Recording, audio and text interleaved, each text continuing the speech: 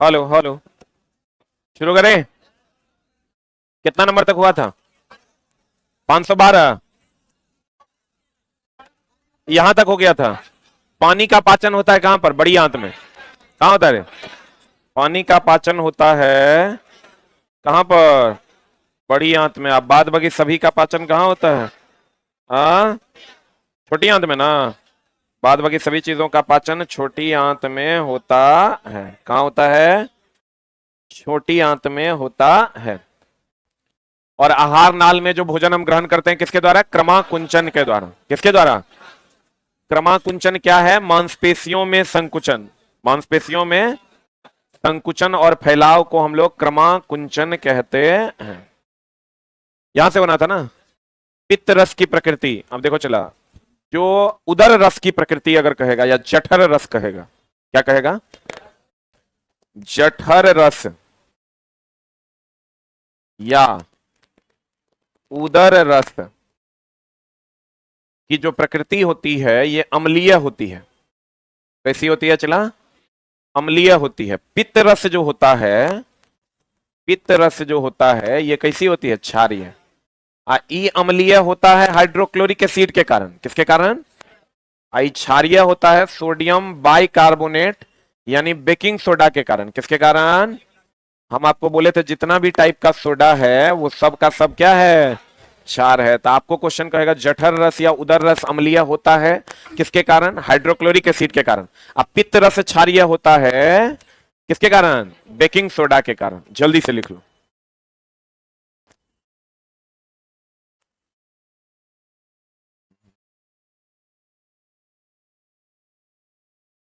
जठर रस या उदर रस कैसा होता है? अम्लीय। अब पित्त रस कैसा होता है? क्षारीय।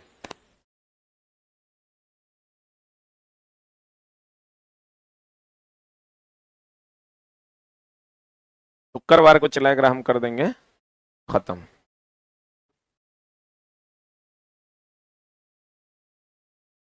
हम तो सोचे थे 3 4 दिन चलेगा, बहुत ही लंबा हो गया। खाली पढ़ देंगे तब तो एको दिन में हो जाएगा। लेकिन चलो मामला ये है कि हम उसके इर्द गिर्द का क्वेश्चन भी तुमको बताते रहे कि दोनों अगर क्वेश्चन रहेगा तो तुम बहुत आसानी से बना पाओगे। जठर रस कैसा होता है? अम्लीय है। लगभग 5.5 के आसपास पीएच होता है। अरे मुख कैसा होता है? मुंह कैसा होता है? मुंह कैसा होता है रे? अम्लीय है। लेकिन एनामेल कैसा होता है? एनामेल कैसा होता है? एनामेल और टूथपेस्ट कैसा होता है?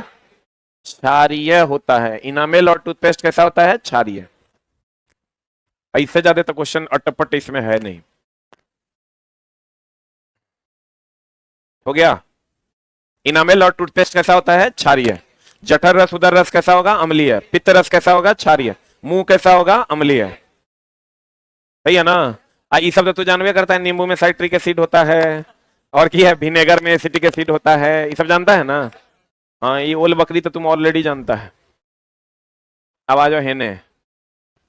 देखो चला, एक होता है ग्लाइकोलाइसिस। क्या होता है? क्या होता है? ग्लाइकोलाइसिस का नाम सुने हो? ग्लाइकोलाइसिस में ग्लूकोज जो है वो पाइरुवेट में बदलता है। हेडिंग दो, ग्लाइकोलाइसिस। ग्लाइकोलाइसिस में क्या होता है? ग्लूकोज यानी C6H12 C6H12O6 जो है वो बदल जाता है पाइरुवेट में। किसमें बदल जाता है?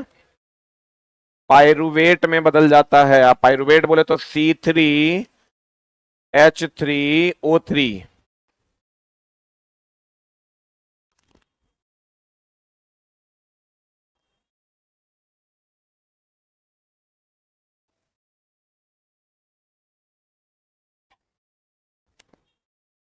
हो गया। देखो ग्लाइकोलाइसिस में क्या होता है दोस्त मेरे कि ग्लूकोज टूट जाता है किसमें? पाइरुवेट में। किसमें टूट जाता है? ग्लूकोज हो गया C6H12O6। आई पाइरुवेट में टूटेगा C3H3O3 में। क्लियर है? बोलो ना रे। तो ग्लूकोज किसमें टूट जाता है? पाइरुवेट में। किसमें टूट जाता है? यानी 6 कार्बन कितने कार्बन में टूट जाता है? 3 कार्बन। 6 कार्बन 3 कार्बन में टूट जाता है। ग्लूकोज चला जटिल यौगिक है। कौन यौगिक है? ग्लूकोज कैसा यौगिक है? जटिल। जितना कार्बोहाइड्रेट है वो सब जटिल यौगिक है। जटिल यौगिक को सरल शर्करा में या सरल शर्करा को जटिल यौगिक में। कल हम बोले थे आपको कि पौधे सरल को जटिल में बदलते हैं क्योंकि वो CO2 H2O को बदलते हैं ग्लूकोज में। हम लोग क्या करते हैं? ग्लूकोज जटिल को सरल में बदलते हैं। सही है ना?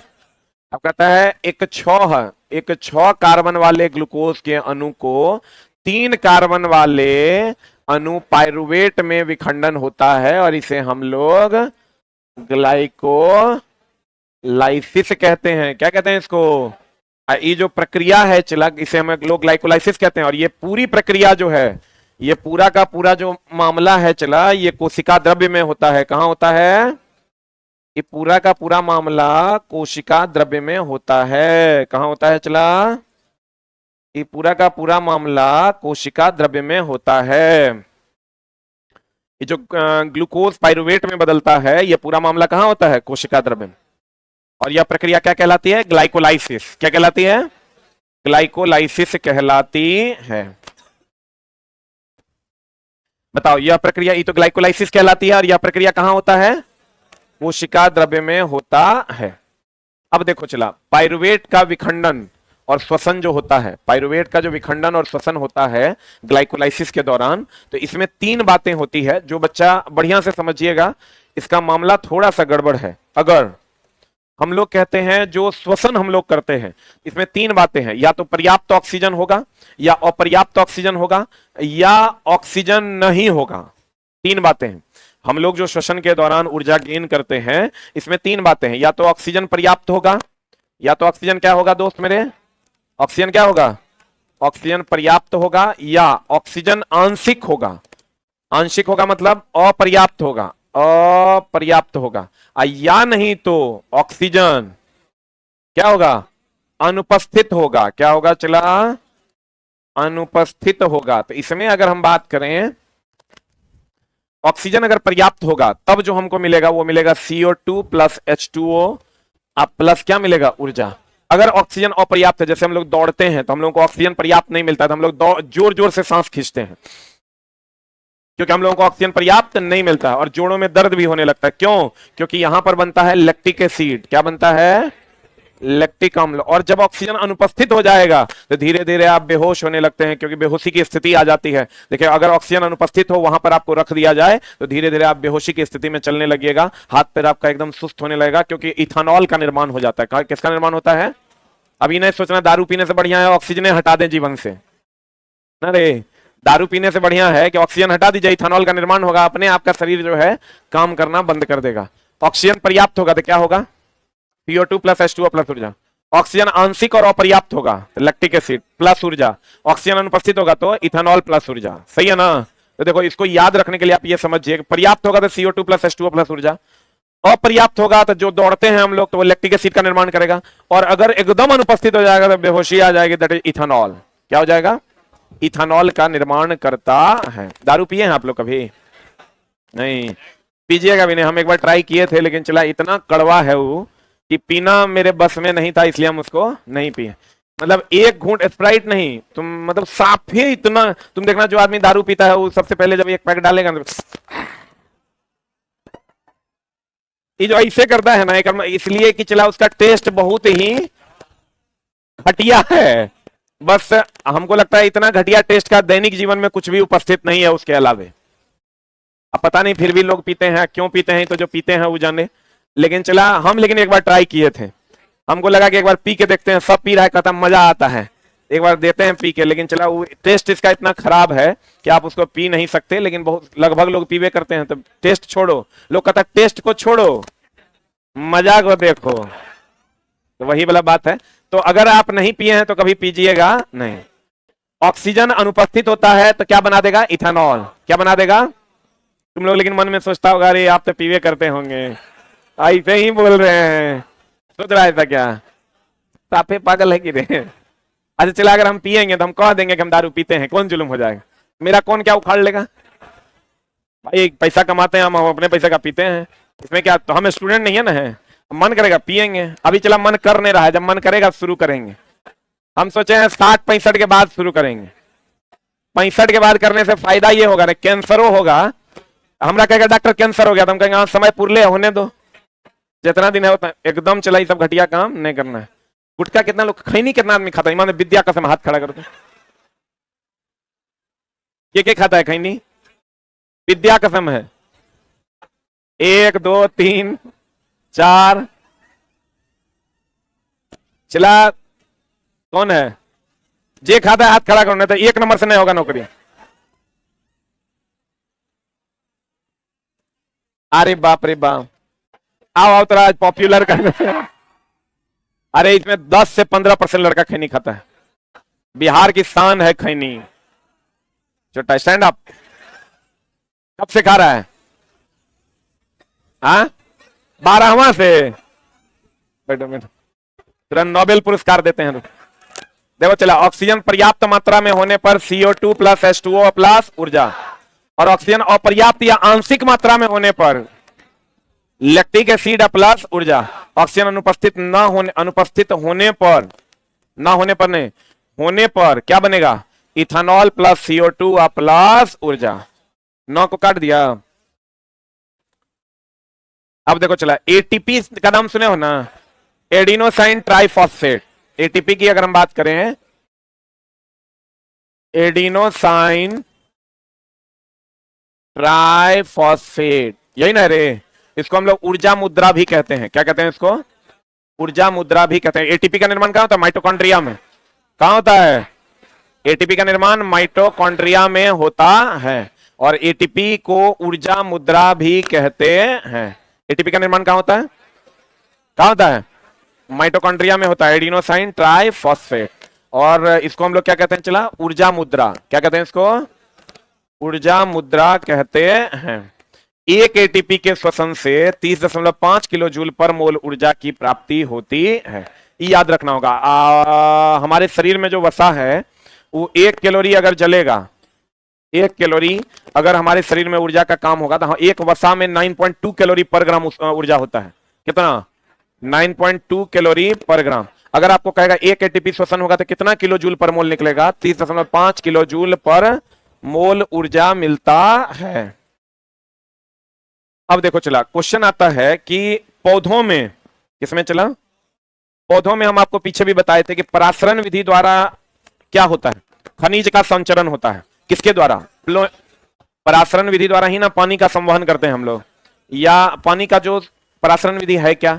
अगर पानी अपने आप अवशोषित हो गया तो यह विधि क्या कहलाती है? परासरण। देखो बात बताओ, जड़ में हम मोटर लगे हैं, अपने आप अवशोषित होता है, तो यह क्रिया क्या है? परासरण। तो हम ये कह सकते हैं कि पौधों में परासरण होता है। बोलो रे, पौधों में क्या होता है? पौधों में परासरण की घटना होती है। परासरण क्या है? लिखिएगा परासरण। परासरण लिख के दे दीजिएगा।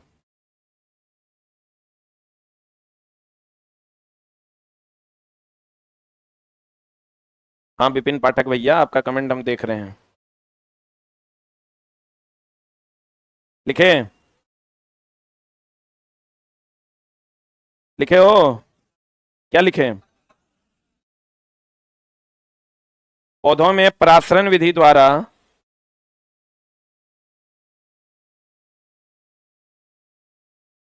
जल का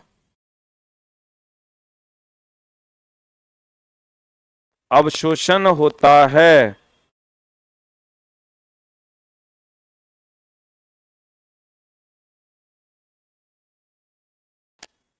पौधों में कौन विधि द्वारा चला? परासरण विधि द्वारा जल का अवशोषण होता है। देखो, पौधों में जल, खनिज लवण कौन विधि द्वारा? लिखना, परासरण विधि वह विधि है, परासरण विधि वह विधि है, परासरण विधि वह विधि है जहां द्रव एक जगह से दूसरे जगह, जहां द्रव एक जगह से दूसरे जगह अपने आप पहुंच जाते हैं, अपने आप पहुंच जाते हैं। जहां द्रव एक जगह से दूसरे जगह अपने आप पहुंच जाते हैं। तो खनिज लवण भी चला द्रव्य के रूप में न होता है। यह क्रिया केशिका क्रिया है कि कोशिका क्रिया है? केशिका क्रिया है। कहता है पौधों में जल, खनिज, लवण परासरण विधि द्वारा तथा CO2 और O2 का विनिमय कौन विधि द्वारा? गैसों को का विनिमय, विनिमय का मतलब होता है इंटरचेंज, विनिमय का मतलब इंटरचेंज करना, विनिमय का मतलब इंटरचेंज का मतलब हुआ चला कार्बन डाइऑक्साइड लेना और ऑक्सीजन देना, तो यह कौन विधि है? विसरण। ये कौन विधि है?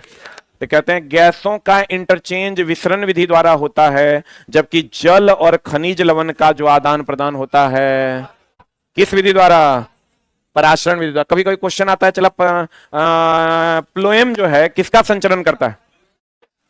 खनिज का ना, लेकिन आप याद रखिए खनिज और एमिनो एसिड का, खनिज और किसका? Amino acid.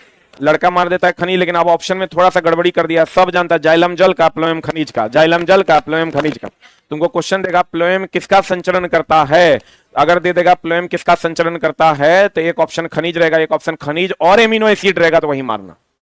बोलेंगे खनिज और क्या? Amino acid. खनिज और क्या? खनिज और क्या? Amino acid. खनिज और एमिनो एसिड।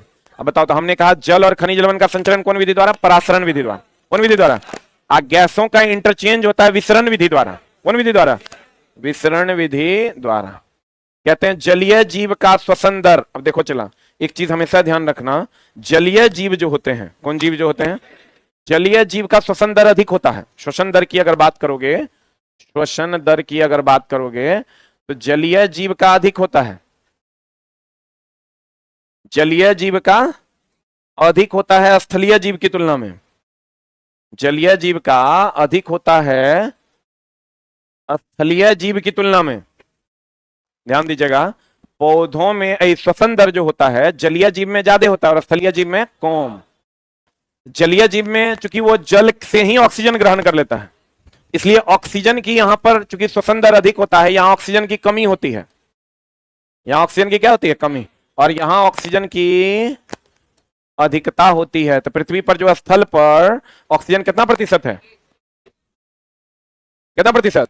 21% है। और यहां बहुत कम प्रतिशत में होता है, फिक्स नहीं कर सकते। अगर कहीं पर शुद्ध जल है तो हम लोग कहते हैं बायोलॉजिकली ऑक्सीजन डिमांड एक पैरामीटर है, BOD, नाम सुने हो?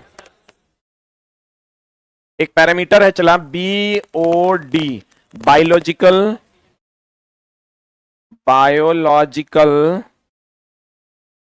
Oxygen demand. क्या होता है चला? बायोलॉजिकल ऑक्सीजन डिमांड, जिसको हम लोग क्या कहते हैं? BOD। ये चीज ध्यान रखना, शुद्ध जल अगर है तो शुद्ध जल है कर मतलब समझ लो कि ऑक्सीजन अधिक है। बोलेंगे तो बताओ, जगह में ऑक्सीजन अधिक होगा तो बायोलॉजिकली ऑक्सीजन डिमांड जो होगा वो क्या होगा? कम। बोले नहीं करेगा। ये इधर पहले ध्यान दो तब लिखना, पूछता है क्वेश्चन चला, कहता है BOD बोले तो बायोलॉजिकली ऑक्सीजन डिमांड। अगर शुद्ध जल है तो ऑक्सीजन डिमांड, ऑक्सीजन की मात्रा ज्यादा होगी, ऑक्सीजन की मात्रा ज्यादा होगी तो डिमांड कम होगा। जिसकी मात्रा आपके पास ज्यादा होती है उसका डिमांड आपके पास क्या होता है? कम होता है। किसी भी चीज की मात्रा अगर आपके पास चला जी ज्यादा है तो आप उसका डिमांड कीजिएगा। एक मतलब अगर डिमांड नहीं है एक मतलब आपके पास मात्रा पर्याप्त है।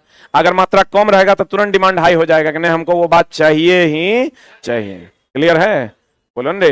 जैसे आपके पास अगर कोई ऐसा चीज हो जो बहुत ज्यादा हो गया हो, पहले नहीं था लेकिन अब है, अब है तब उसका डिमांड आपके पास क्या हो जाएगा? कम हो जाएगा। बोलो ना, रसगुल्ला तुरा भर पेट खिला दें, हम तुरा कहेंगे और रसगुल्ला खाओगे और खाओगे, ना ना छोड़ो, मांग रहे थे देवे नहीं किया, अब हमरा अपने है, अब हमरा तो रसगुल्ला की कोई जरूरत नहीं है। बोलो ना रे। अब एक रात तुम लोग दूसर जगह लेके जा रहे हैं जी। दैनिक जीवन भी ऐसे ही चलता है। अगर मान लो कि तुम्हारी मैडम तुम्हारा फोन नहीं उठा रही है तो समझ लो कि तब तोरा तोर जरूरत होगा नहीं। यही ना बात है। क्या कर करने उठा रही है देख लो। कहते हैं अगर अशुद्ध जल है, कौन जल है, तब बात में उल्टा सोच लेता है। अशुद्ध जल है तो ऑक्सीजन क्या है? कम। ऑक्सीजन क्या है चला? ऑक्सीजन क्या है? कम। ऑक्सीजन कम होगा तो बायोलॉजिकली ऑक्सीजन डिमांड क्या होगा? ज्यादा। जल्दी लिख।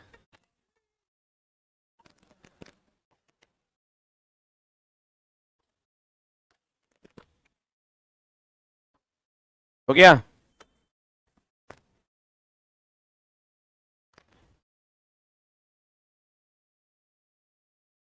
हम लोग जो चला शुद्ध जल पीते हैं ना, अगर आप कहते कहिएगा जैसे कैंगन वाटर वगैरह, कुछ कुछ पानी तो ऐसा है चला जो 600 रुपए लीटर भी है, 600-700 रुपए लीटर है, तो उसमें ऑक्सीजन की मात्रा ज्यादा है।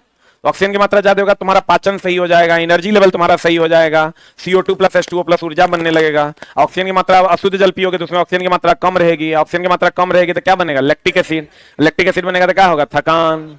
थकान है ना होगा, जल्दी थक जाओगे। तो अगर आप चाहते हो एनर्जी लेवल मेंटेन रहे तो कैसा जल पीना है, शुद्ध जल। क्लियर है, बोलो रे। कुछ ऐसा भी फिल्टर है, चला अभी मेरे घर पे कुछ दिन पहले आया था, वो 8.5 लाख रुपए का खाली फिल्टर था, 8.5 लाख का फिल्टर था। उसमें गुण क्या था, वो जल को आयनीकृत करता था, जल को आयन में तोड़ देता था। जब आयन में टूट जाता था तो जब आप उसको पीजिएगा तो उसका तो H2O जो है अगर आयन में टूट जाएगा तो किसमें बदल जाएगा, H प्लस प्लस वो H माइनस में टूटेगा। आज जब ये टूट जाएगा तो इसको इलेक्ट्रॉन चाहिए दूसरा, ई प्लस है माइनस चाहिए, माइनस है प्लस चाहिए। मतलब ये दूसरे को अपने साथ जोड़ेगा, जोड़ेगा तो दूसरा टूटेगा, तुम्हारा पाचन आसान हो जाएगा। नहीं समझा, पाचन कब होता है, जब बॉन्ड टूटेगा खाना कि जुटेगा खाना, तो टूटेगा। और तुम जो पानी पीते हो वो अशुद्ध जल है, अशुद्ध जल वो आयनीकृत नहीं होता है, आयनीकृत नहीं होता है, ऑक्सीजन की मात्रा भी कम होती है। तो ऑक्सीजन की मात्रा कम है तो तुमको वो ऊर्जा नहीं मिल पाएगा, CO2 प्लस H2O प्लस ऊर्जा नहीं मिलेगा, तुम्हारे में लैक्टिक एसिड का फॉर्मेशन होगा, तुमको थकान थकान महसूस होगा।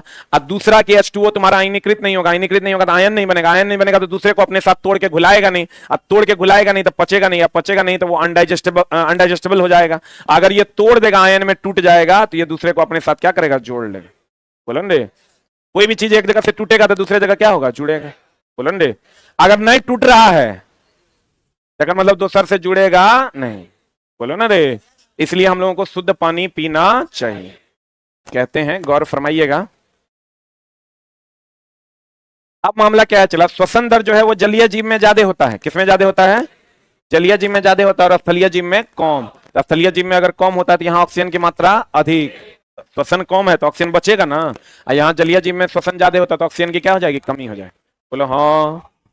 अब देखो, कहते हैं जलीय जीव का श्वसन दर स्थलीय जीव से अधिक होने के कारण जल में वायु के तुलना में कहां कम ऑक्सीजन होता है, जल में ना, क्योंकि जलीय जीव का श्वसन दर अधिक होता है, क्योंकि जलीय जीव का श्वसन दर क्या होता है, अधिक होता है। जलीय जीव का श्वसन दर अधिक होगा तो वहां ऑक्सीजन की क्या हो जाएगी, कमी। क्लियर है, बोलो ना रे।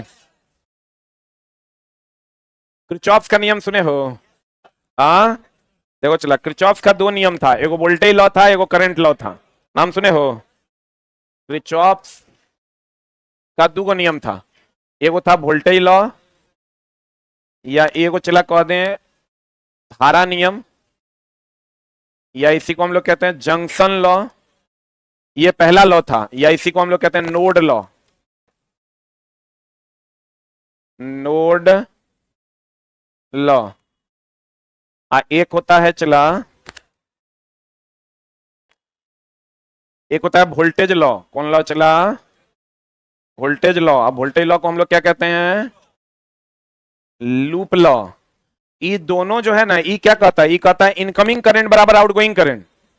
अगर किसी पर 2 एम्पियर की धारा यहां आ रही है किसी पॉइंट पर, और 3 एम्पियर की धारा यहां से आ रही है, तो जो निकलने वाली धारा होगी वो कितना होगी, 5 एम्पियर। ये धारा के प्रवाह को बताता है, किसको बताता है, ये कहता है बंद लूप में कुल वोल्टेज 0 होगा, बंद परिपथ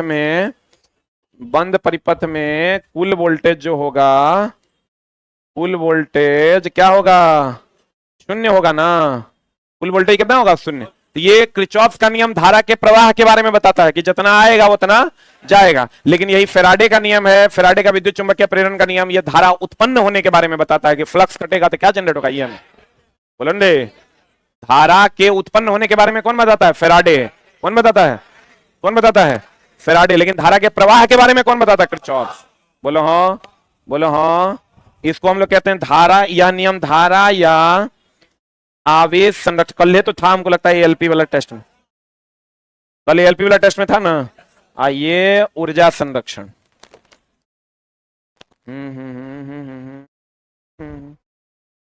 पढ़ो न रे, तब मोबाइल देखना, पढ़ो,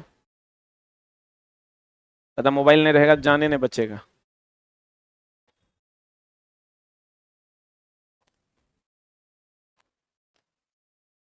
बार बार मोबाइल देख रहा है का मतलब कहीं इंगेज हो गया है।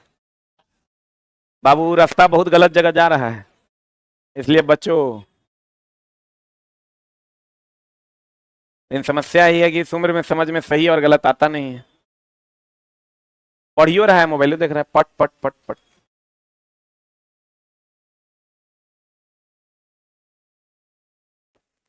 लेबर में जब काम करना पड़ेगा ना तभी दिन याद आएगा, इसलिए चला पढ़। हो गया? लिखने रे जल्दी। अरे हो गया।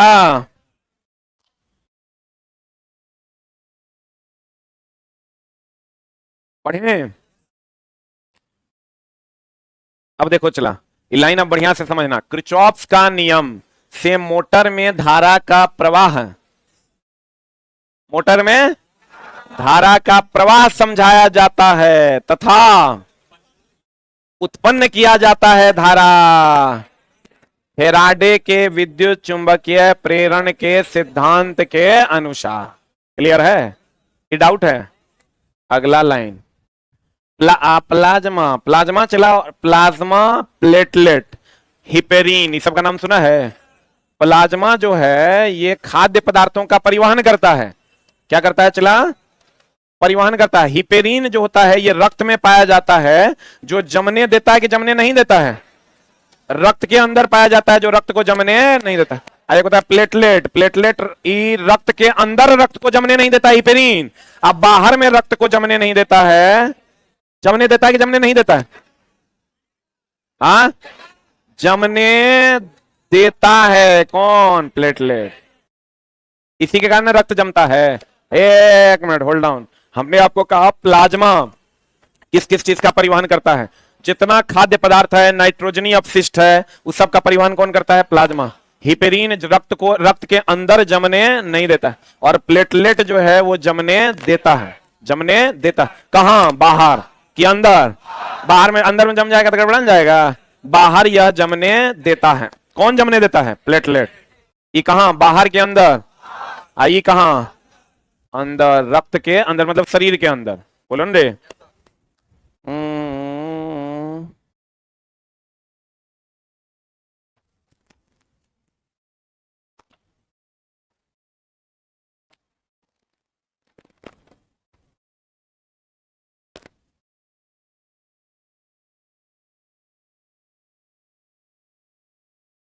हो गया?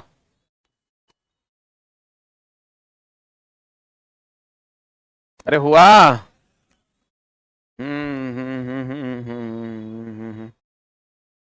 अरे हुआ? अब देखो, कहता प्लाज्मा भोजन CO2 तथा नाइट्रोजनी उपस्थित का, नाइट्रोजनी अपशिष्ट का, नाइट्रोजनी अपशिष्ट का क्या करता है? वहन करता है। किसका किसका? भोजन का, CO2 का, और किसका? नाइट्रोजनी अपशिष्ट का। क्या करता है? वहन करता है। लसिका का नाम सुना है रे? चिपचिपा पदार्थ होता है। लसिका क्या है? एक चिपचिपा पदार्थ होता है जो वसा का वहन करता है। किसका वहन करता है? लसिका एक चिपचिपा पदार्थ है। टेस्ट वगैरह करने के लिए हम लोग इसी का उपयोग करते हैं। सफेद कलर का, कभी ऐसा हुआ होगा कट खुट के जाता है तो वो चिपचिपा द्रव निकलता है, तो उसको हम लोग लसिका कहते हैं। टेस्टिंग में भी हम लोग उसी का उपयोग करते हैं। रक्त का भाग है, यह किसका वहन करता है? वसा का। किसका वहन करता है? इसीलिए देखना वो तेल जैसा चिपचिपा रहता है। तेल जैसे चिपचिपा नहीं रहता है, क्योंकि वसा भी तो फैट है ना, है तो फैट है, तो कहते हैं लसिका एक चिपचिपा पदार्थ है जो पाचित वसा का क्या करता है? वहन करता है। एनसीईआरटी का डायरेक्ट क्वेश्चन आपको मिलेगा। हृदय कौन सा अंग है? अस्थि है उसमें कि पेशी है? पेशी मतलब मांसपेशी है, हड्डी न है। तो हृदय कहता है एक पेशीय अंग है जो हमारे किसके आकार का होता है? मुट्ठी के आकार। एड्रीनलिन ग्लैंड यहीं से ना ऑपरेट होता है। कहां से? हृदय से। कहां से? एड्रीनलिन ग्लैंड जो होता है, जिसको हम लोग एड्रीनलिन हार्मोन देता है, लरो या उरो हार्मोन कहते हैं ना उसको, उसका संबंध कहां से है? हृदय से। कहां से है? इसका आकार कितना बड़ा होता है? मुट्ठी के आकार। कितना बड़ा होता है? मुट्ठी के आकार का होता है। एक सामान्य मनुष्य के रक्तदाब का ही तो सबको पता होगा, सिस्टोलिक डायस्टोलिक। बोलो ना रे। ये हो गया चला सिस्टोलिक। लेकिन तुम लोग हिंदी ऑप्शन चूज करेगा तो वहां देगा प्रकुंचन, अनुशीतलन बोले तो डायस्टोलिक। बोलो ना रे। सिस्टोलिक कितना? 120, और डायस्टोलिक कितना? 80। इस सामान्य मनुष्य का है।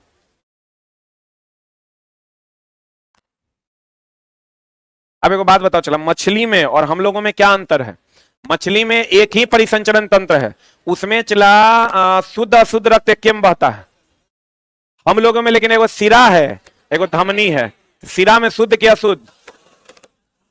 सिरा में अशुद्ध रक्त जाता है, धमनी में शुद्ध रक्त जाता है ना। हम लोगों के पास दो प्रकार की सिराएं, एक सिरा है और दूसरा क्या है? धमनी। तो सिरा में अशुद्ध रक्त का वहन होता है और धमनी में शुद्ध रक्त का। बोलो ना रे। तो लेकिन मछली में ऐसा नहीं होता, उसमें खुला परिसंचरण तंत्र होता है, उसमें शुद्ध अशुद्ध एक में बहता है। बोलो ना रे। तो आपको कह देगा मछली के अलावे सब में दो पार्ट होता है, एगो धमनी एगो सिरा, एगो से शुद्ध रक्त जाता है, एगो से अशुद्ध रक्त। लेकिन चला बाद मछली में क्या होता है? एक ही परिसंचरण तंत्र होता है, शुद्ध भी उसी से जाता है, अशुद्ध भी उसी से जाता है। तो कहते हैं मछली में एकल रक्त परिसंचरण तंत्र, जबकि अन्य केसरुकी में दोहरा। लिख लेना, मछली में शुद्ध और अशुद्ध, मछली में शुद्ध और अशुद्ध रक्त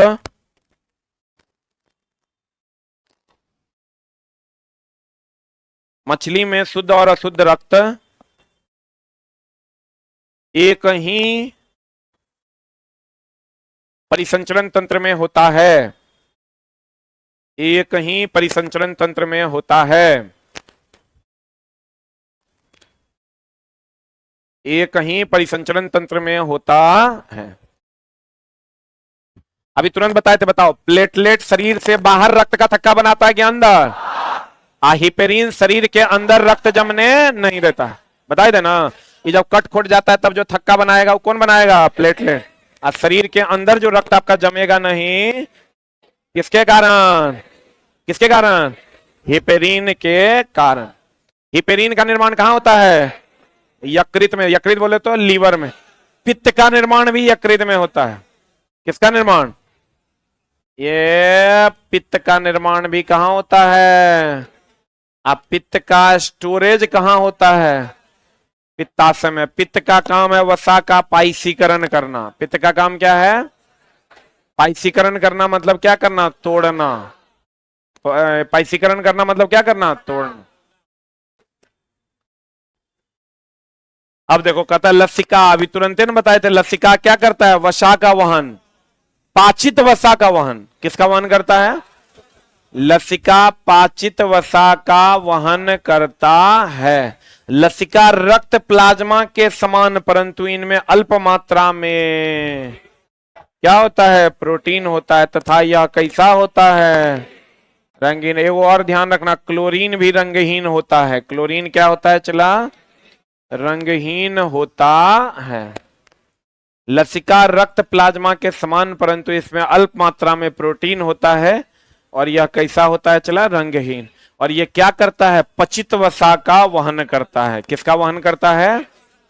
प्लाज्मा क्या करता है? चला CO2 भोजन और नाइट्रोजनी अपशिष्ट का वहन करता है, जबकि लसिका पचित वसा का वहन करता है। लसिका में प्रोटीन भी पाया जाता है। ग्लोब्यूलिन में भी प्रोटीन पाया जाता है। एल्ब्यूमिन में भी प्रोटीन पाया जाता है। याद रखना चला, ग्लोब्यूलिन, ग्लोब्यूलिन किसमें? चला ग्लोब्यूलिन में क्या पाया जाता है? प्रोटीन। एल्ब्यूमिन, एल्ब्यूमिन कहां पाया जाता है? मूत्र में।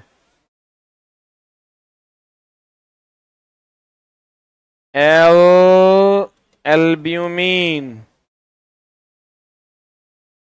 में भी पाया जाता है प्रोटीन। हम अभी तुरंत बताए थे, प्लाज्मा जो है वो भोजन का, खनिज लवण का तो वहन करवे करता है, साथ में एमिनो एसिड का भी वहन करता है। किसका वहन करता है? ग्लोब्यूलिन में भी प्रोटीन होता है। लसिका भी प्रोटीन का बना होता है। एल्ब्यूमिन भी किसका बना होता है? प्रोटीन का। हो गया? पढ़ें।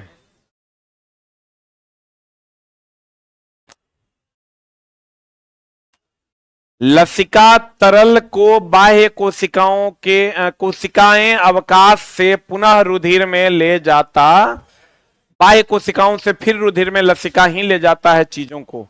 पादप में अधिकांश कोशिकाएं कैसी होती है? मृत होने का।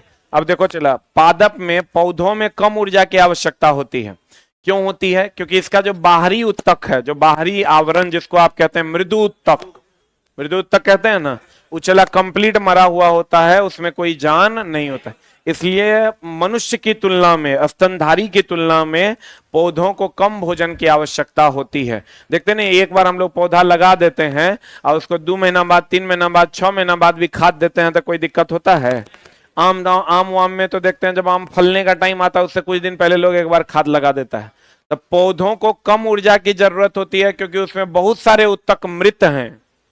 बहुत सारे उत्तक क्या हैं? मृत हैं, जिसको ऊर्जा की कोई आवश्यकता नहीं है।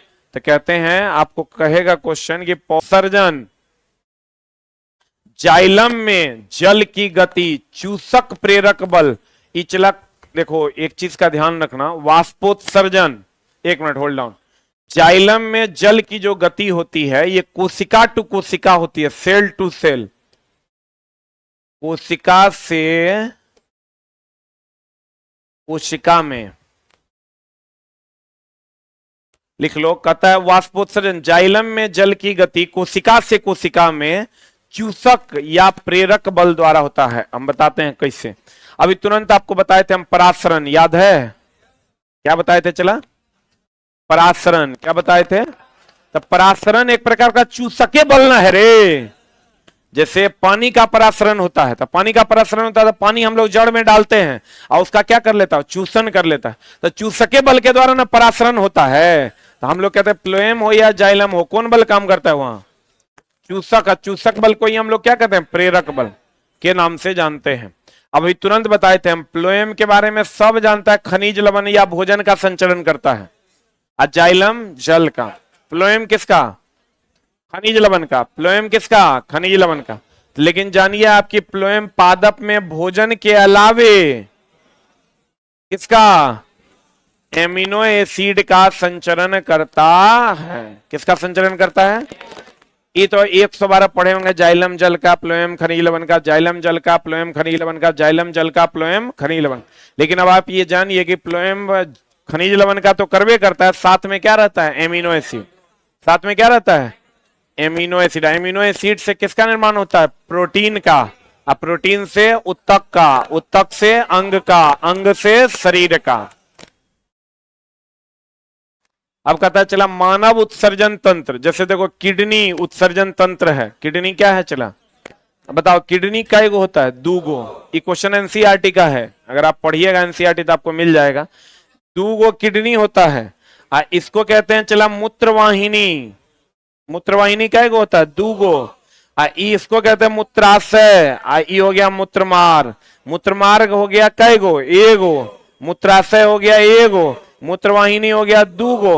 वृक्क हो गया 2 गो। कितना बारी क्वेश्चन हम बताए भी हैं, ये एनसीईआरटी का डायरेक्ट क्वेश्चन है। कहते हैं मानव में ये 2 गो किडनी होता है, 2 गो मूत्रवाहिनी होता है, एगो मूत्राशय होता है। ये क्या है? मूत्रवाहिनी। ई क्या है? मूत्रमार्ग। ई क्या है? क्या है ये? मूत्राशय। ई क्या है? किडनी। ई क्या है? किडनी। मानव उत्सर्जन तंत्र में एक जोड़ा वृक्क, वृक्क बोले तो किडनी, 2 मूत्रवाहिनी। कितनी मूत्रवाहिनी? और एक क्या? मूत्राशय और एक मूत्र मार्ग होता है। क्लियर है? कितना किडनी होता है? 2 गो। मूत्रवाहिनी का एगो? 2 गो। मूत्राशय का एगो? एगो। मूत्र मार्ग का एगो? एगो। कृत्रिम वृक्क का नाम सुना है ना? डायलिसिस जो हम लोग कहते हैं, अपोहन।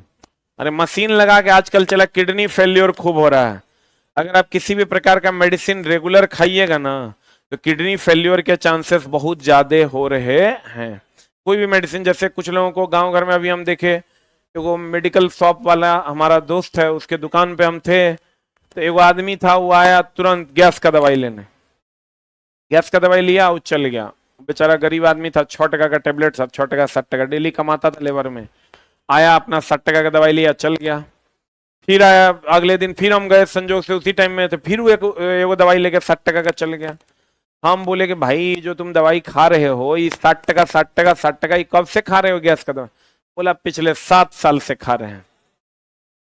अब उसको एक बार कभी गैस हो गया, गैस होने के बाद उसको दवाई खाने के बाद रिलीफ मिल गया, वो बार बार बार बार खाने लगा। बॉडी उसका एंटी नहीं बना पाया, जो एंटा एसिड जनरेट नहीं कर पाया, जिसके कारण उसका वो आदत लग गया। और लग गया तो धीरे धीरे धीरे धीरे चला क्या होगा, उसका किडनी फेल्योर होगा। पेन रिलीफ का मेडिसिन लोग देखिएगा, किसी किसी गांव घर में जोड़ का दर्द हो रहा है, अब डॉक्टर बोला कि 1 सप्ताह पेन रिलीफ खाइए, ओगरा ओगरा से आराम लगता है, डेली एगो मार लेता है। आपके अगल बगल में भी ऐसे प्राणी पाए जाते होंगे, डेली गैस का गोली, डेली पेन रिलीफ खाने वाले। तो चला ऐसे लोगों को एकदम सख्त मना कीजिए कि आप डॉक्टरी सलाह लीजिए, नहीं तो अगर आप ऐसा करते हैं तो किडनी आपके फेल होने के चांसेस बहुत ज्यादा है। किडनी एक बार फेल हो गया मतलब फिर बचने के चांसेस बहुत कम है, क्योंकि सब चला लालू जी नहीं ना है कि बेटी ही थी तो बेचारे को दूसरा किडनी मिल गया। लेकिन आप समझो उनकी बेटी तो बहुत महान है कि वो अपना किडनी जो है उनको दे दिए, तो उनके साथ कुछ अलग प्रॉब्लम होता होगा, अधिक उम्र होने के बाद कुछ भी हो सकता है, ये अलग मैटर है। लेकिन नहीं खाना चाहिए। परिवार में भी कोई अगर एक्स्ट्रा बहुत मेडिसिन, अब देखिए गांव घर का जो डॉक्टर होता है, जो झोला छाप सब, वो सब हिट एंड ट्रायल करता है वो पेशेंट पर। हिट एंड ट्रायल समझ रहा है ना, जैसे देख लिया कि पहले देखेगा बुखार है, तो पहले ओकरा सुमो ठोकेगा एगो एंटीबायोटिक एजिथ्रल मार देगा, ठीक है। कोरोना के टाइम में देख लिया कि एंटीबायोटिक खूब काम करता है, अभी सब एजिथ्रल खा रहा है, एजिथ्रल मार दिया, अब देखा नहीं ठीक हो रहा है, कहेगा चलो एजिथ्रल के अब सुइया मारो। फिर ओग्रोस नहीं ठीक हुआ तो कहेगा नहीं तोरा मलेरिया के लक्षण है, मारो 2 मलेरिया के दवाई। फिर ओग्रोस ठीक नहीं हुआ, कहेगा ना लंबा खींच रहा है, टाइफाइड है, फिर मारो ओग्रो दवाई। साला वो बुखार अपने ठीक हो जाता उतना दिन में, जितना दिन में वो हिट एंड ट्रायल मार रहा है। जैसे गांव घर में बिजली मिस्त्री जो रहता है, वो जो तुम लेके चल जाओ कोई मदरबोर्ड ठीक करवाने के, मोबाइल लेके चल जाओ, फलना चिलना, वो हिट एंड ट्राई मारता है, यहां सटाएगा चला, वो इतना माथा पेची करते रहता है। कभी उसके पास जाना, गांव का बिजली मिस्त्री के पास हम गए आयरन लेके ठीक करवाने के लिए, बहुत दिन पहले की बात है, कहता है वैसे ठीक कर रहा था, आंख में अति लगा, हमने तरफ देखबो नहीं किया, हम कह रहे हैं आयरन खराब है, अब क्या कर रहा है, चला तोरा तू जो टीवी लेके गया है में सटा सटा के सब उखाड़ उखाड़ के नया सटा सटा के देख रहा है, एक रास चला एक रास चला एक रास। एक बार गांव के मिस्त्री के पास जो सामान चला गया वो चला गया, क्योंकि ओकर चलता है हिट एंड ट्राई, क्योंकि वो छोटा मिस्त्री है ये नहीं है, वो हिट एंड ट्राई करता है। तो कहते हैं अगर आप डायलिसिस करते हैं तो डायलिसिस में अपोहन कहते हैं इसको हिंदी में। बहुत लोगों का चला अभी किडनी फेल्योर हो रहा है, उसका कारण यही है, अधिक पानी पीने से भी किडनी फेल्योर होगा, कम से भी होगा, इसलिए पर्याप्त मात्रा में पिए, अधिक ना कम पिए।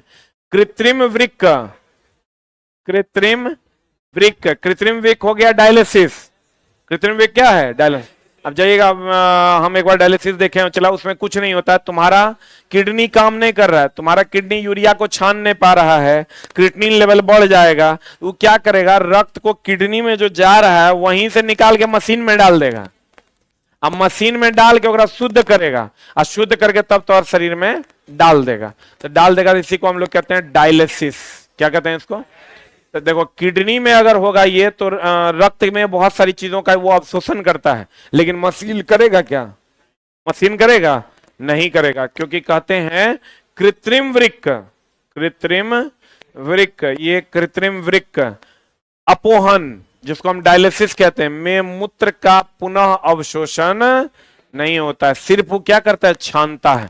डायलिसिस में कहेगा छानता है कि अवशोषण करता है, तो कहेंगे केवल क्या करता है, छानता है। केवल क्या करता है, छानता। किडनी छानता भी है, अवशोषण भी करता है। क्लियर है? तो कृत्रिम डायलिसिस हो गया तुम्हारा अपोहन। पौधों में, इसको चला काट दो, फालतू का लाइन। सूचना को एकत्रित तंत्रिका कोशिका के, डेंड्रॉइड का नाम सुना है? अरे डेंड्रॉइड का नाम सुना है? किसके द्वारा किया जाता है? डेंड्रॉइड है ही है, डेंड्रॉइड। देखो चला, एक होता है सिनेप्स, सिनेप्स का नाम सुना है? तो न्यूरॉन्स के बीच का जो गैप होता है उसी को क्या कहते हैं, सिनेप्स कहते हैं। सूचना को एकत्रित तंत्रिका कोशिका के डेंड्रॉइड द्वारा किया जाता है। यही है डेंड्रॉइड, द्रुमिका जिसको कहते हैं। द्रुमिका यानी डेंड्रॉइड के द्वारा सूचना एकत्रित किया जाता है। आई चला, कौन सिग्नल होता है? विद्युतीय सिग्नल। कौन सिग्नल? विद्युतीय सिग्नल होता है। अब दो न्यूरॉन्स के बीच के गैप को सिनेप्स कहते हैं। क्या कहते हैं चला? अब देखो, कहता है द्रुमिका यानी डेंड्रॉइड द्वारा कौन आवेग उत्पन्न होता है? कौन आवेग उत्पन्न होता है? विद्युतीय आवेग। डेंड्रॉइड जो होता है वो कौन आवेग उत्पन्न करता है? विद्युतीय आवेग। एक्सॉन कौन चला? ये है एक्सॉन। ये तंत्रिका कोशिका है, इसके बीच में ये क्या है चला? एक्सॉन। एक्सॉन के अंतिम छोर पर विद्युतीय आवेग किसमें बदल जाता है? यहां तक तो चला ये विद्युतीय आवेग होता है, लेकिन इसके अंतिम छोर पर जब यहां आएगा तो ये विद्युतीय आवेग किसमें बदल जाएगा? रासायनिक आवेग। किसमें बदल जाएगा? रासायनिक आवेग में बदल जाता है। किसमें बदल जाता है? लेकिन अगर आपको कहेगा तंत्रिका में कौन आवेग होता है तो कहेंगे विद्युतीय आवेग। और कहेगा तंत्रिका के एक्सॉन के अंतिम भाग पर विद्युतीय आवेग किसमें बदल जाता है? रासायनिक आवेग।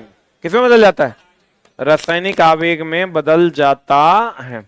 तंत्रिका कोशिका में खाली स्थान पर क्या होता है? क्या होता है रे?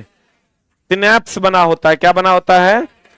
सिनेप्स बना होता है। सिनेप्टिक एंड होता है। सिनेप्स क्या होता है चला देखो, कभी कभार ऐसा देखना, जितना भी दिमाग वाला दवाई चलता है ना, ब्रेन से रिलेटेड दवाई चलता है, तंत्रिका तंत्र न्यूरॉन से रिलेटेड दवाई चलता है, देखना बहुत लंबे समय तक चलेगा। बहुत लंबे समय तक। किसी को भी देखना, एक बार दिमाग वाला डॉक्टर के पास जाना, वो 6 महीना से कम का दवाई नहीं लिखेगा। मिनिमम पहले 3 महीना का लिखेगा, 3 महीना के बाद फिर कहेगा आना, तब तुम्हारा स्थिति देख लेंगे क्या है, अब फिर तुम्हारी दवाई को क्या करेगा? बढ़ाते चला जाएगा। उसका कारण है कि जो दो न्यूरॉन्स के बीच में जो गैप होता है, सिनेप्स, ये मान लो दो न्यूरॉन्स है, इसके बीच में सिनेप्स है, ये चला मिसमैच कर जाता है, आदमी का संतुलन खो जाता है। जो सिग्नल उसको मिलना चाहिए, जो उसको रिफ्लेक्स एक्शन या किसी ठंडा गर्म चीजों को वो समझ पाएगा, वो नहीं समझ पाता। उसका जो इंफॉर्मेशन होता है वो लैक करने लगता है। उसी को सीधा करने के लिए, फिर उसको मिलाने के लिए हम लोग दवाई का यूज करते हैं, इसीलिए वो दवाई लंबे समय तक चलता है। तो ये जो दो तंत्रिका, दो न्यूरॉन्स के बीच का जो गैप है, इसी को हम लोग सिनेप्स कहते हैं। क्या कहते हैं इसको? यही चला ऊपर नीचे हो जाता है तो हमारा सिग्नल जो है वो क्या करने लगता है? मिसमैच। तो नहीं कहते हैं पागल हो गया है। पागल हो गया मतलब उसका सिग्नल क्या हो रहा है? मिसमैच हो रहा है। उसको लंबे समय तक फिर उसको मैच करने के लिए दवाइयां चलाई जाती हैं। कहते हैं तंत्रिका कोशिका में खाली स्थान पर क्या होता है? क्या होता है रे? सिनेप्स होता है। क्या होता है? स्नैप्स होता है। जो आवेग को एक स्थान से दूसरे स्थान तक, वही स्नैप्स अगर मिसमैच हो जाएगा तो आवेग एक स्थान से दूसरे स्थान तक जाएगा, तो वही आदमी हो जाता है पागल।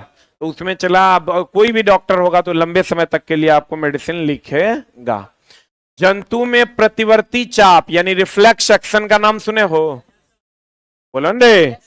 जंतु में प्रतिवर्ती चाप रिफ्लेक्स एक्शन मेरुरज्जु द्वारा मस्तिष्क से तीव्र काम क्रियाकलाप का नियंत्रण करता है, जो मस्तिष्क के नियंत्रण से बाहर होता। क्या है चला कि अभी अगर मान लो हमको कोई यहां चुभाएगा, इससे चुभाएगा तो एक सिग्नल हमारे तंत्रिका तंत्र को जाएगा कि भैया चुभ रहा है, दर्द हो रहा है।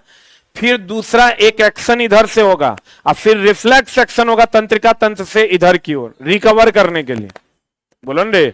तो जब रिकवर करने के लिए जो ये सिग्नल छोड़ेगा, वो सिग्नल मस्तिष्क के कंट्रोल से बाहर होता है। वो सिग्नल कौन कंट्रोल करता है?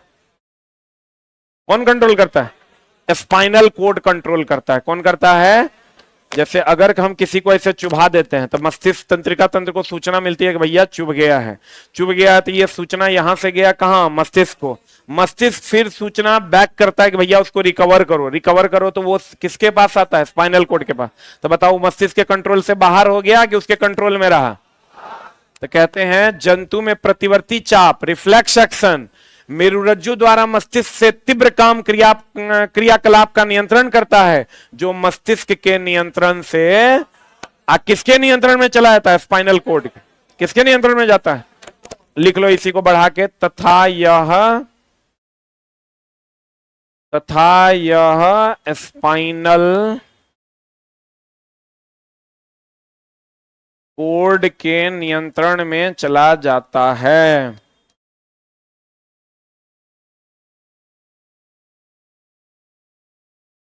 तथा यह स्पाइनल कोड के नियंत्रण में चला जाता है।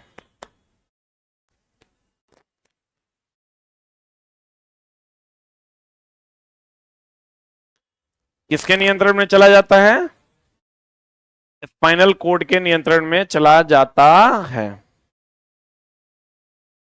अब चला देखो, कहते हैं मेरू रज्जू, नाम सुने हो?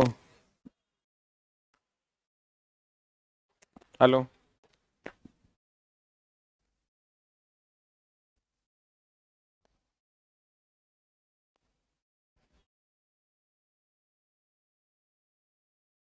क्या कहते हैं? चला मेरू रज्जू, क्या कहते हैं?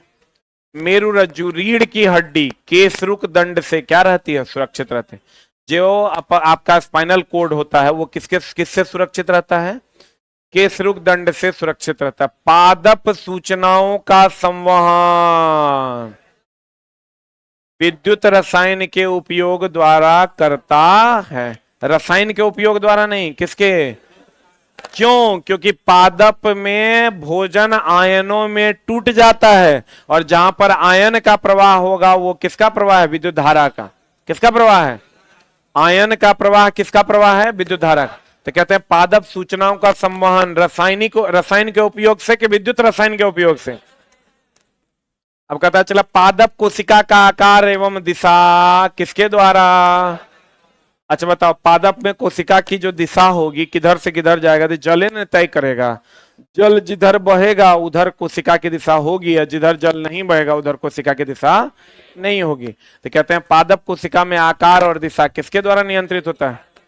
एक होता है रसानुवर्तन। रसायनुवर्तन का एक उदाहरण पराग नलिका का किसमें बदलना है? बीजांड की ओर वृद्धि करना है। पादप वृद्धि हार्मोन। अच्छा, ऑक्सीन का नाम सुने हो ना? ये क्या है? वृद्धि हार्मोन। साइटोकाइनिन में क्या होता है? कोशिका विभाजन। एस्बेसिस एसिड का नाम सुना होगा, तो कोशिका वृद्धि को क्या करता है? रोकता है। पतझड़ वगैरह उसी से ना आता है रे। ऑक्सीन वृद्धि हार्मोन है, बोलबे नहीं करेगा। एब्सिसिक एसिड जो है वो वृद्धि को क्या करता है? रोकता है। क्या करता है? रोकता है। तो कहते हैं जिब्रेलिन का नाम सुना है?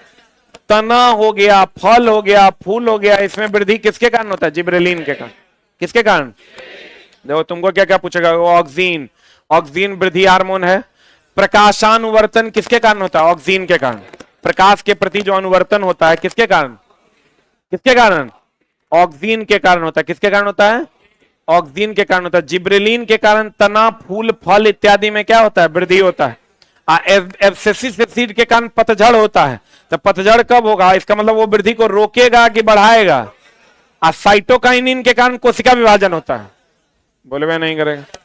कहते हैं पादप में वृद्धि हार्मोन ऑक्सीन का संश्लेषण प्ररोह के अग्रभाग। अब बताओ, वृद्धि होगा तो अग्रभाग में वृद्धि होगा कि बीच वाला में? अग्रभाग ही ना चला बढ़ेगा। तो कहते हैं पादप में वृद्धि हार्मोन ऑक्सीन के संश्लेषण प्ररोह के अग्रभाग में होता है। यह कोशिकाओं की लंबाई में वृद्धि के लिए सहायक है। जिब्रेलिन तना, फल, फूल इत्यादि में वृद्धि के लिए सहायक है। साइटोकाइनिन किसमें सहायक है? कोशिका विभाजन में सहायक है। एब्सिसिक एसिड ये वृद्धि करता है कि वृद्धि को रोकता है? एब्सिसिक वृद्धि संदर्भ रोकने तथा पानी फल को गिरने में मदद कर। इसी को ना चला पतझड़ कहते हैं। आपको कहेगा पतझड़ के लिए कौन जिम्मेवार है? Abscisic acid. कहेगा ऊपरी भाग के वृद्धि के लिए कौन जिम्मेवार है? ऑक्सीन। कौन जिम्मेवार है? ऑक्सीन। तना, फल, फूल के वृद्धि के लिए जिब्रेलिन। कोशिका विभाजन के लिए साइटोकाइनिन।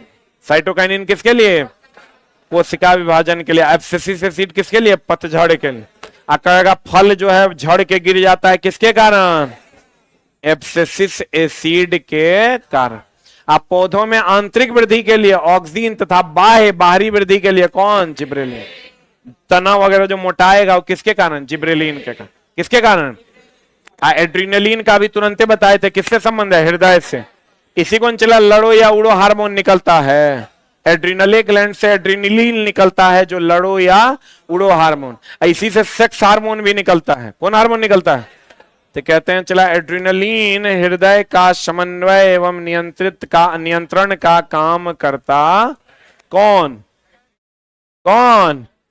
एड्रिनलिन। अब टू ग्रंथि तो सबको पता होगा, आयोडीन। बोलो रे। अब टू ग्रंथि, अब टेडपोल के वृद्धि के लिए क्या जरूरी है? आयोडीन।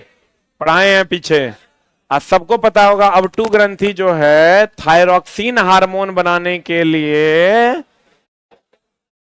किसकी आवश्यकता है? आई से भी चला, थायरॉक्सिन मतलब आयोडीन, थायरॉक्सिन मतलब आयोडीन। यह हार्मोन, कौन हार्मोन? थायरॉक्सिन। यह हार्मोन मतलब, यह हार्मोन सभी प्रकार के उपापचय की क्रिया में, थायरॉक्सिन हार्मोन किसमें मदद करता है? पाचन में। यह हार्मोन मतलब कौन हार्मोन? थायरॉक्सिन। थायरॉक्सिन हार्मोन पाचन में मदद करता है, अर्थात उपापचय की क्रिया में क्या करता है? मदद करता है। ये तो पता होगा चला, नर में टेस्टोस्टेरोन और मादा में एस्ट्रोजन। लेकिन चला क्वेश्चन आता है कि नर का जो टेस्टोस्टेरोन से जो निकलता है शुक्राणु, ये गतिज है कि स्थितिक है? शुक्राणु गतिज होता है। शुक्राणु हम छोड़ा न जाता है रे, तो शुक्राणु छोड़ा जाता है। शुक्राणु क्या है? गतिज है। अंडाणु तो अस्थिर न रहता है, शुक्राणु उस पर जाकर मिलता है और तब आपका भ्रूण का निर्माण होता है। तो आपको कहेगा कौन गतिज होता है? कौन? शुक्राणु। कौन गतिज होता है? शुक्राणु गतिज होता है। एक बात बताओ चला, पूरे शरीर का इंफॉर्मेशन कहां पर उपलब्ध होता है? डीएनए में। इसीलिए सबका डीएनए अलग अलग है। लड़का है कि लड़की है कि कुत्ता है कि बिलाई है, कितना उम्र है की है न है, इस सब का इंफॉर्मेशन कहां रहता है? डीएनए। और सबका डीएनए क्या होता है? अलग। एक जीव का दूसरे जीव से डीएनए कभी मिलता नहीं। तो कहते हैं चला गौर फरमाइएगा, कोशिका के केंद्रक के डीएनए में प्रोटीन संश्लेषण हेतु सूचना, सभी प्रकार की सूचनाएं कहां निहित होती है? डीएनए। कहां निहित होती है रे? डीएनए में निहित होती है। एक कोशिकीय जीवों में कोशिका विभाजन अथवा विखंडन द्वारा नए जीवों की उत्पत्ति होती। एक कोशिकीय जीव का एग्जाम्पल बताओ। अमीबा। अमीबा ना, तो बताओ इसमें कोशिका विभाजन के द्वारा नया जीव बनता है। और इसी में ना चला मुकुलन भी होता है। क्या होता है? मुकुलन। कहते हैं कालाजार रोगाणु कौन है? लिस्मानिया प्लेनेरिया में क्या होता है? द्विविखंडन। कालाजार लिस्मेनिया रोगाणु के द्वारा होता है। मलेरिया परजीवी कौन है? प्लाज्मोडियम में जनन किसके द्वारा होता है? बहुविखंडन विधि। किसके द्वारा? बहुविखंडन विधि द्वारा होता है। विशेष कार्य हेतु विशिष्ट कोशिकाएं संगठित होकर उत्तक का निर्माण करती है। इस सबको पता होगा, कोशिका से ही ना उत्तक बनता है। बेसिक यूनिट शरीर का क्या है? कोशिका। और उसी से कोशिका से क्या बनता है? उत्तक। उत्तक से क्या बनता है? अंग। अंग से क्या बनता है? शरीर। विभिन्न प्रकार की कोशिकाएं विशिष्ट कार्य के लिए दक्ष होती है। अलग अलग प्रकार की कोशिका अलग अलग कार्य के लिए दक्ष होती है। हाइड्रा कौन चला? प्लेनेरिया ईस्ट में रीजनरेशन,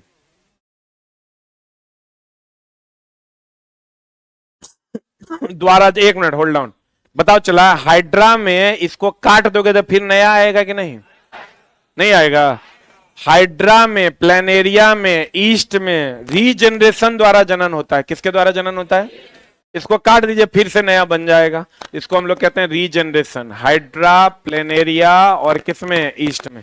अच्छा, ईस्ट के बारे में ये जान लीजिए, हम लोग जो किण्वन विधि अपनाते हैं, तो किण्वन विधि में हम लोग कहते हैं ना कि ग्लूकोज C6H12O6 जाइमेज इंजाइम की उपस्थिति में, किसकी उपस्थिति में? या किसकी उपस्थिति में? ईस्ट की उपस्थिति में क्या बना देता है? Ethyl alcohol plus CO2 plus H2O बना। जल्दी से लिख लो।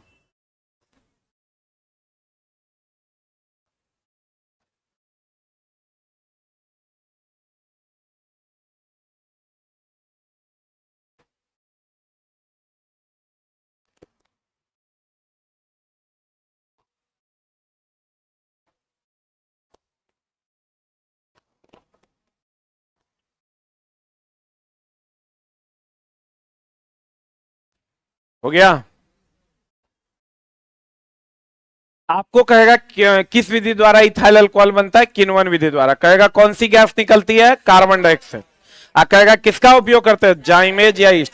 ये दोनों उत्प्रेरक का काम करता है। जो एरो पर रहता है चला वो क्या है, उत्प्रेरक।